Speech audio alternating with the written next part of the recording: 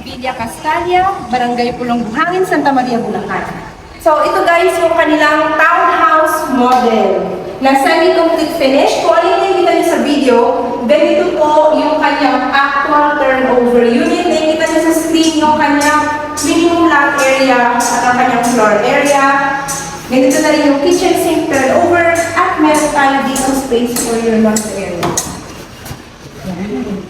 Maluwag pa siya. Maganda sa project nito, dalawa yung CR. Ayan guys, so, meron pong magandang shower, toilet sink, and boundary. Yan, kung finish na siya sa baba. Sa taas, ganito na rin yung turnover ng kanyang stairs. Sa taas guys, kung ano yung nakikita nyo dito, bare type yung second floor, pero may ceiling na. Ikaw nga yung magpipili ng gusto mong tiles, at partition, 2 bedrooms yung maganda dito. At may CR ka rin sa taas. This is just a quick house tour for this new project in Pulong Buhangin, Santa Maria, Bulacan, na merong malaking balcony.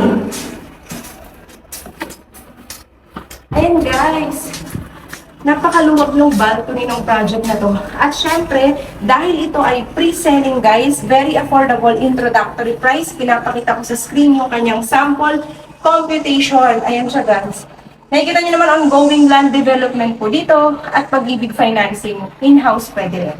So, yan po siya. So guys, dito po, very strictly, bawal dito mag-walk-in. Kung gusto niyo po ng sample computation, kontakin niyo muna ako. I need to make sure you are qualified for this project. Sa ating required basic salary, syempre. Tapos guys, mag-schedule tayo ng viewing dito. Ang reservation ay sa office mismo. Kontakin niyo lang ako. Ayan yung aming Viber WhatsApp number para po ma-schedule ko kayo sa aking appointment. Yun lamang. Don't forget to hit like and subscribe to my YouTube channel. At tignan ulit natin yung kanyang external view.